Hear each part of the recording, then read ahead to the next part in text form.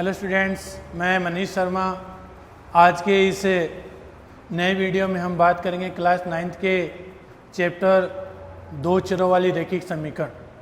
कल हमने 4.1 के बारे में पढ़ा था इस प्रीवियस वीडियो में। आज हम इसमें पढ़ेंगे 4.2। काफ़ी इजी टॉपिक है, ज़्यादा हार्ड नहीं है। बस जिस तरीके से मैंने आपको 4.1 समझाया था उसी तरीके से 4.2 भी हम हल करेंगे। बस इस वीडियो में आप अंत तक बने रहें। अगर कोई भी आपको दिमाग में कोई भी डाउट्स चल रहे हो तो आप हमें ऐप के ऊपर जो डाउट्स का ऑप्शन है उस पर जाके पूछ सकते हो, और अदरवाइज़ अगर यूट्यूब चैनल पे हमारा कोई चैनल चल रहा है इसका, तो उस पर आप कमेंट करके पूछ सकते हो। तो देखिएगा, क्वेश्चन नंबर 2 चरों का रैखिक समीकरण में हम एक्सरसाइज करेंगे आज बात 4.2 की। 4.2 में हम बात करें, आपको सपोज करो आपको एक समीकरण दे रखी है ax plus B Y plus C बराबर 0 और इसका हल जानना है। तो इसके हल जानने के लिए अपने पास कंडीशन देखें तो अद्वितीय हल की कंडीशन तभी आएगी जब हमारे पास कोई एक फिक्स वैल्यू होगी, अर्थात x और y की एक फिक्स वैल्यू मिल जाए हमें तो वो अद्वितीय हल में होगी। लेकिन यहाँ इस पर कोई अप्लाई नहीं होती है अद्वितीय हल। फिर केवल 2 हल की बात करें तो केवल 2 हल में भी ये होगा कि हमें x और y की सिर्फ 2 ही वैल्यू मिलेंगी, तो ये यहाँ पे अप्लाई नहीं होता। और फिर लास्ट कंडीशन आती है अपरिमित रूप से अनेक हल। It means infinity many solution. अनेक हल तभी होंगे जैसे ये है समीकरण, इसमें हमें अनेक हल ही मिलेंगे, क्योंकि जब हम y का मान रखेंगे तो हमें x का मान मिलता रहेगा, या फिर x का मान रखते हो तो आपको y की वैल्यू मिलती ही जाएंगे। कभी उस लाइन को हम ख़त्म नहीं कर सकते। अगर अपने पास 2 इक्वेशन होती है ऐसी, इस टाइप से 2 इक्वेशन होती, तब हम अद्वितीय हल भी कर लेते, अनेक हल भी कर लेते, और कोई हल भी नहीं करते, सारे फंक्शन कर लेते। लेकिन यहाँ हमें जब एक ही समीकरण दे रखी हो तो वहाँ पे सिर्फ अपरिमित रूप से अनेक हल ही होंगे। और अपरिमित रूप से अनेक हल का मतलब ये होगा कि जब आप x की वैल्यू रखोगे तो y हमें मिलता जाएगा। या ऐसे कर लो कि y की वैल्यू रखते चलो और हमें x की वैल्यू मिलती जाएगी। तो ये आपको करना है इसमें। तो देखें, फर्स्ट क्वेश्चन का फर्स्ट स्टेप ना, वो ये लिखा हुआ है y बराबर 3x प्लस 5। निम्नलिखित विकल्पों में से कौन सा विकल्प सत्य है और क्यों? y बराबर 3x प्लस 5 है। पहला कंडीशन दिया है अद्वितीय हल है। दूसरी कंडीशन दी इसकी केवल 2 हल है, और तीसरी कंडीशन दी थी हमें अपरिमित रूप से अनेक हल।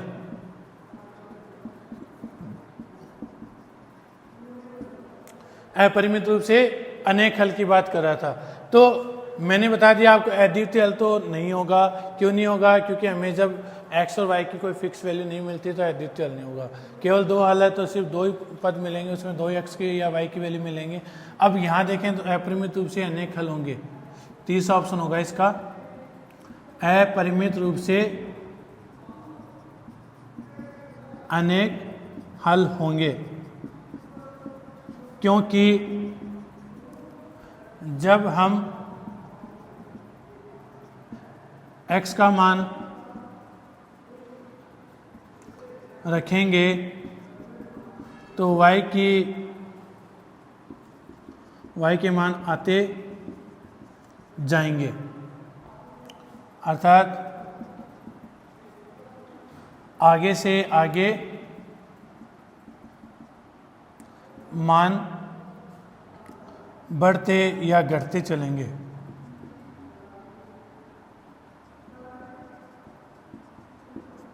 तो इसका कोई फिक्स पॉइंट नहीं होगा, इसलिए अपरिमित रूप से अनेक हल होंगे। अब सर कहोगे बढ़ते घटते का मतलब बढ़ रहा भी है घट रहा है, ऐसा क्या सीन हो रहा है? अगर हम y की x की वैल्यू अगर माइनस में लेके चलते हैं तो क्या पता हमें वैल्यू माइनस में मिल सकती है। जैसे मैं मान लो 2 रख रहा हूँ, 3 रख रहा हूँ, माइनस के 4 रख रहा हूँ, तो मुझे माइनस में मिल सकती है। और अगर मैं प्लस की वैल्यू रखता चलूँ 1 2 3 5, तो मुझे सारी वैल्यू प्लस की भी मिल सकती हैं। तो वो कोई दिक्कत नहीं है। हम x की वैल्यू हम वाई की जो वैल्यू हमें मिलेगी ये पॉजिटिव मिल सकती है और नेगेटिव भी मिल सकती है, वो आप पे डिपेंड करता है कि आप कौन कौन सी वैल्यू लेते हो। तो इसमें आपको क्या मिलेगा, इन्फिनिटी मैनी सॉल्यूशंस होंगे, मतलब अपरिमित रूप से अनेक हल होंगे कि कहीं नहीं रुकेगा इसके वैल्यू, आप रखते चलो कभी उसका एंड पॉइंट नहीं आएगा, लेकिन ये बात है। तो फर्स्ट क्वेश्चन अपना कंप्लीट हुआ। सेकंड क्वेश्चन देखें, तो सेकंड क्वेश्चन में देखें, फर्स्ट अपना कंप्लीट हो गया। यहाँ पे सेकंड क्वेश्चन में देखा जाए तो क्या दिया हुआ है, निम्नलिखित समीकरण में से प्रत्येक समीकरण के 4 हल निकालें।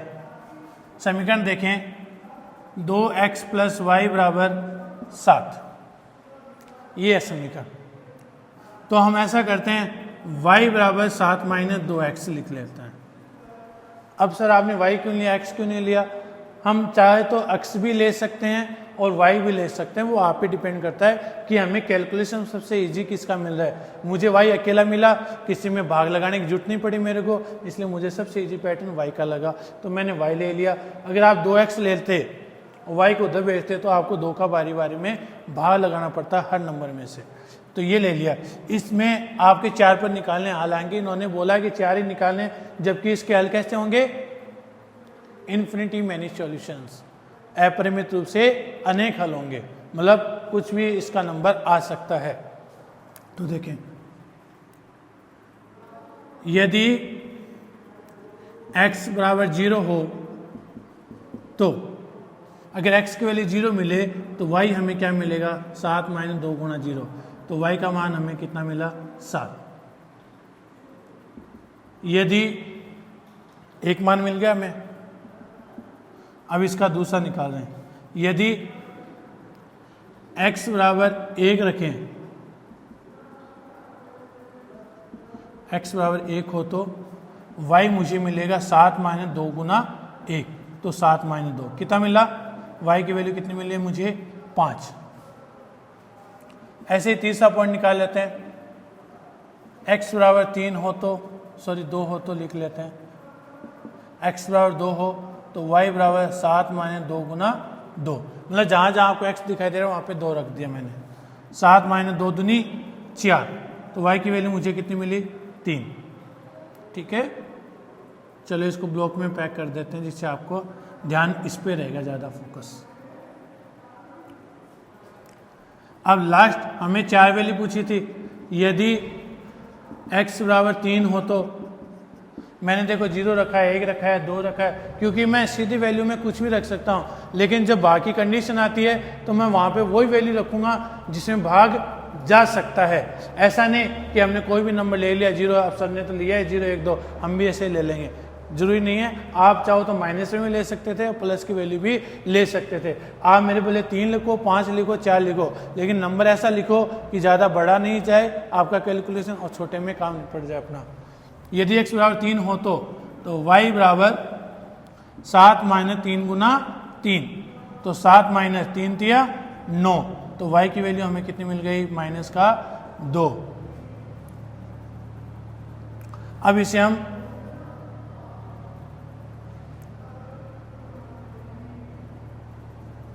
समीकरण को सारणी में व्यक्त करते हैं।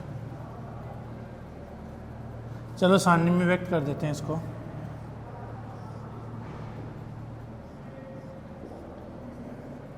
x एंड y, आपने x की वैल्यू 0 रखी थी, 1 रखी थी, 2 रखा था और 3 रखा था। 0 में रखा था तब 7 आया था आपका आंसर, 2 1 रखा था तब 5 आया था आपका, 2 रखा था तब 3 आया था, और 3 रखा था तब -2 आए थे। ये हमारी टेबल बन गई। आ गया होगा समझे अच्छे से? एक बार फिर से देखिएगा, हमें क्या करना है, इसमें ऐसा नंबर उठाना है जिसमें ज़्यादा से ज़्यादा कैलकुलेशन अपना इजी रहे, भाग लगाने वाला सिस्टम नहीं रहे। कुछ ऐसे नंबर भी हो जाते हैं कई बार जिसमें भाग लगाना भी पड़ जाता है, वो भी देखेंगे अपन आगे। मुझे y अकेला मिला तो मैंने y के नंबर को ले लिया, y = 7 - 2x।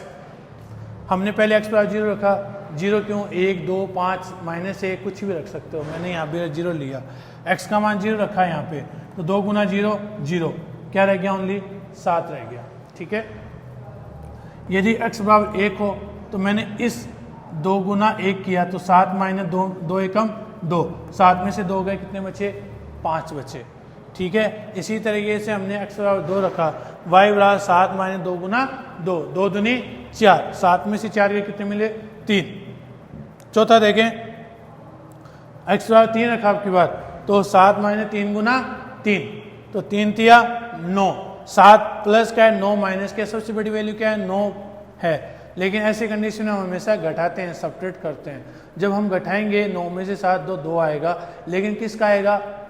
प्लस का आएगा माइनस का? माइनस का आएगा। क्यों आएगा? क्योंकि 9 पे 9 बड़ा नंबर है और 9 के आगे किसका साइन लगा हुआ है? माइनस का। तो हमारा जो आंसर होगा वो भी किसका होगा? माइनस का ही होगा। तो y की वैल्यू माइनस में 2 आ गई और फिर हमने इसको एक टेबल में व्यक्त कर दिया, एक टेबल बना ली इसकी x और y लिख करके। हमने x की वैल्यू 0 1 2 3 रखा था और उनकी वैल्यू क्या आई? 7 5 3 और -2। यहाँ पे फर्स्ट क्वेश्चन कंप्लीट हुआ। अब ऐसे ही इसका सेकंड क्वेश्चन कर लेते हैं अपन। आगे होगा समझे, सेकंड भी इसी तरीके से होगा। पाई x प्लस वाई बराबर 9। पाई x, तो यहां देखें वैसे इजी रहेगा y की वैल्यू, लेकिन हमें ये रख लेते हैं एज इट इज, इसको यहाँ पे रख लेते हैं पाई x और यहाँ कर देते हैं 9 माइनस वाई। तो x की वैल्यू क्या रख लें? 9 माइनस वाई बटे पाई कर दिया। अब हमें यहाँ पे y की वैल्यू रखते जाना है और x की वैल्यू आते जाना है इसमें। यदि y बराबर 0 हो तो, यदि y का मान 0 होगा तो हमें x कितना मिलेगा? 9 माइनस 0 बटे पाई, अर्थात 9 बटे पाई आ गया हमारा वैल्यू, है ना। x का मान क्या मिला हमें? 9 बटे पाई। सेकेंड क्वेश्चन में देखें, इसी में यदि y बराबर 1 हो तो, यदि y बराबर 1 हो तो x बराबर 9 माइनस 1 बटे पाई, तो कितना मिलेगा? 8 बटे पाई। दूसरी वैल्यू मिल गई। ऐसे ही तीसरी, यदि y बराबर 2 हो तो y की वैल्यू 2 रख दो इस बार, 9 माइनस 2 बटे पाई, और 9 में से 2 गए, कितने मिलेंगे? 7 बटे पाई। तो x की वैल्यू कितनी मिल जाएगी हमें? 7 बटे पाई। एक वैल्यू और निकाल लेते हैं। यदि y बराबर 3 हो तो x बराबर 9 माइनस 3, जहाँ जहाँ y पढ़ा था वहाँ वहाँ मैंने 3 रखा है, ठीक है, 3 1 2 ऐसा रखा है। 9 माइनस 3 बटे पाई, 9 में से 3 गए 6 बटे पाई। ये लो हमारा x का मान। तो 4 वैल्यू मिल गई, 1 2 3 और 4। सारणी में व्यक्त करने पर इसकी टेबल बना देते हैं।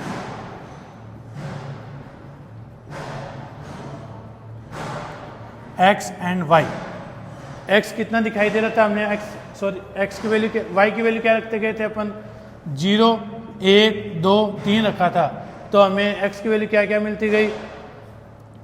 9 बटे पाई, 8 बटे पाई, 7 बटे पाई और 6 बटे पाई। ये हमारी इसके आंसर आ गए। एक बार फिर से देखें। सेकेंड क्वेश्चन में देखें तो पाई x प्लस वाई बराबर 9 था, तो पाई x बराबर 9 माइनस वाई किया, तो x बराबर 9 माइनस वाई बटे पाई किया था। तो हमने y की वैल्यू क्या रखते गए? 0 रखा, 1 रखा, 2 रखा और 3 रखा। तो 0 रखा तो 9 बटे पाई आया, 1 रखा तो 8 बटे पाई आया, 2 रखा तो 7 बटे पाई आया, और y बराबर 3 हो तो 9 माइनस 3 में कितने बच गए? 6 बटे पाई। और इन सबको टेबल में व्यक्त कर दिया। अब अपना इसका लास्ट क्वेश्चन बचा है सेकेंड का, देखें वो भी किस तरीके से होगा। सेकेंड का थर्ड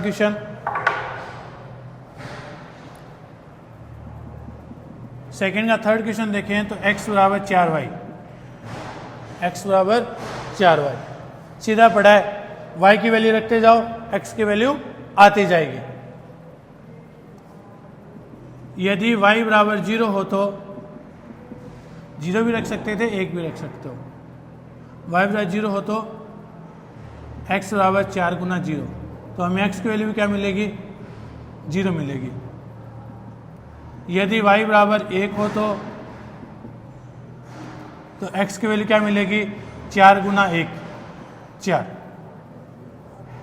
आप माइनस में रख दो इस बार। यदि y बराबर माइनस का 1 हो तो x बराबर 4 गुना माइनस का 1, 4 को 1 से गुना किया तो माइनस के 4। और यदि y बराबर 2 हो तो हमें इस y की जगह वैल्यू रखती जानी है और x की वैल्यू आती जाएगी ऑटोमेटिक। जैसे आपको समझ आ रहा होगा अच्छे से, y बराबर 2 हो तो x बराबर 4 गुना 2, तो x की वैल्यू कितनी मिलेगी? हमें 8 मिलेगी। सारणी में व्यक्त करने पर 4 ही वैल्यू पूछी थी आपसे, तो 4 वैल्यू हमने लिख देंगे यहाँ पे x एंड y। देखिए x की वैल्यू हमने y की वैल्यू रखते गए 0, y की वैल्यू क्या रखी थी? 0, 1, -1 और 2 रखा था हमने, तो हमें वैल्यू क्या मिलती गई? x की वैल्यू क्या मिली थी? 0 इसमें x की वैल्यू कितनी मिली थी? 4, माइनस में माइनस के 4 और इसमें 8। ये हमारी टेबल बन गई इसके। आ गया होगा, सेकंड कंप्लीट हो गया यहाँ से। अब थर्ड बताएंगे आपको। यहाँ थर्ड भी इसी तरीके से करेंगे।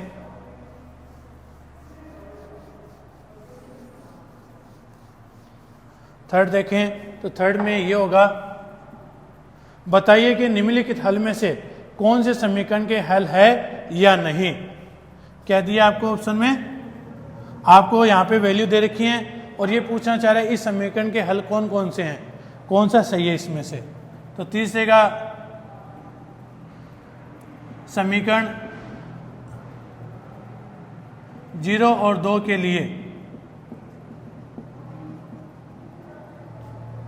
2 के लिए समीकरण x - 2y बराबर 4 के हल या नहीं, कि हल है या नहीं।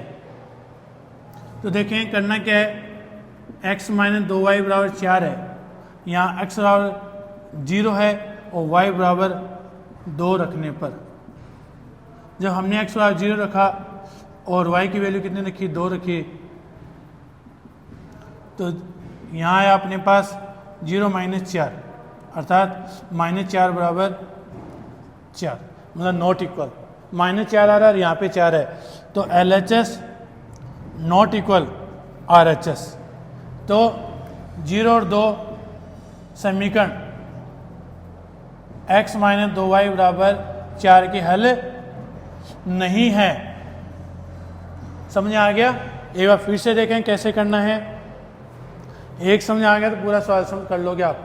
x - 2y बराबर 4 था, हमने x की जगह कितना रखा? 0 रखा था। क्यों? क्योंकि एक तो x की वैल्यू 0 दे रखी है, y की वैल्यू 2 दे रखी है। तो पहली कंडीशन के लिए अप्लाई करें तो 2 दूनी 4 माइनस के 4, जबकि RHS में कितना था? 4 था, यहाँ -4 आ रहा और यहाँ पे 4, तो ये बराबर नहीं है, तो LHS नॉट इक्वल RHS। तो 0 2 समीकरण x - 2y बराबर 4 के लिए हल नहीं है। इसी तरीके से अपन सेकेंड क्वेश्चन करेंगे। सेकेंड क्वेश्चन में क्या बोला है? 2 और 0, 2 0 के लिए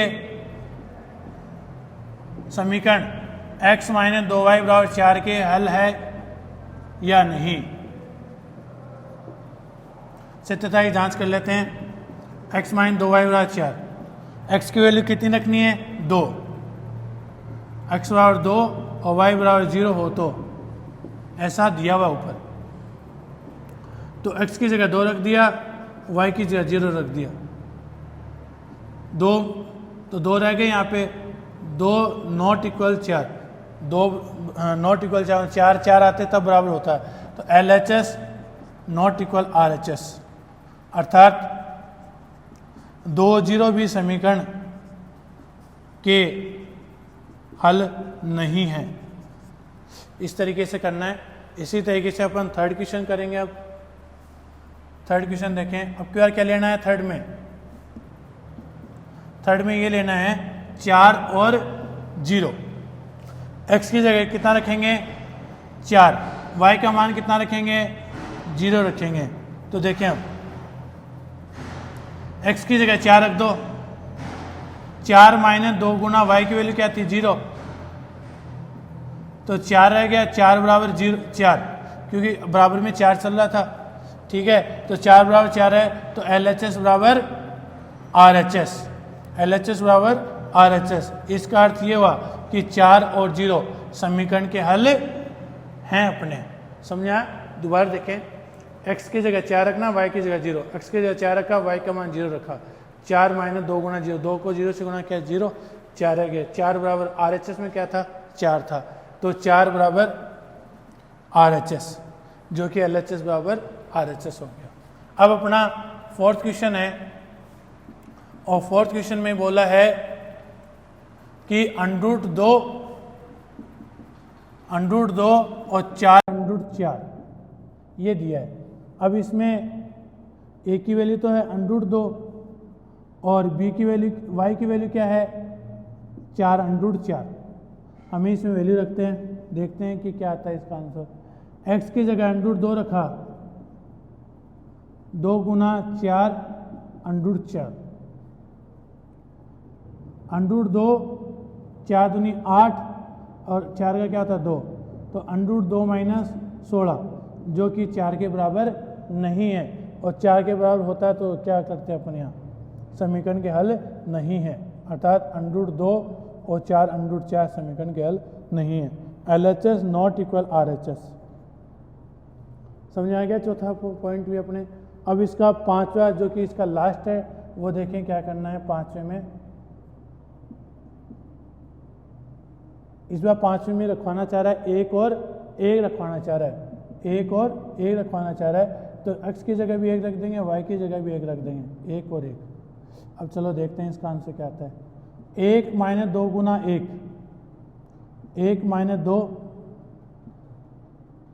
तो कितना है माइनस का 1, जो माइनस का 1 नॉट इक्वल 4, माइनस 1 है वो 4 के बराबर नहीं है, और 4 के बराबर है तो LHS बराबर not equal RHS, LHS RHS के बराबर नहीं है। कौन सा 1 और 1 समीकरण x माइनस 2 के हल नहीं है। ये लो, ये अपना यहाँ पे थर्ड था, एक बार देख लें इसको किस तरीके से हमने अटेम्प्ट किया है। अब इसका हम कौन सा क्वेश्चन करने वाले हैं, फोर्थ, जो कि इसका लास्ट क्वेश्चन है।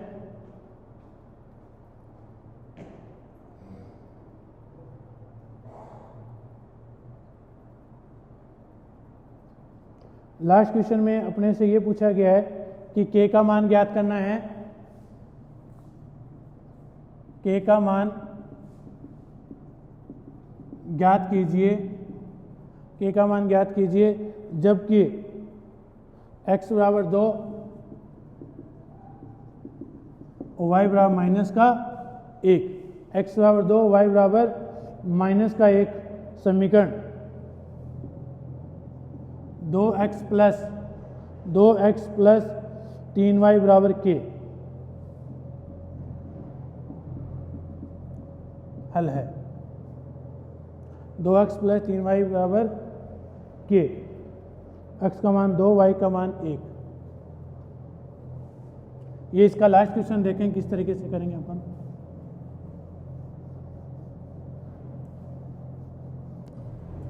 हमने 4.2 अपने इस चैप्टर में कंप्लीट हो जाएगी। यहाँ पे देखें लास्ट क्वेश्चन, k का मान ज्ञात करना है। समीकरण क्या है, 2x प्लस 3y बराबर k लिखा हुआ है, ठीक है।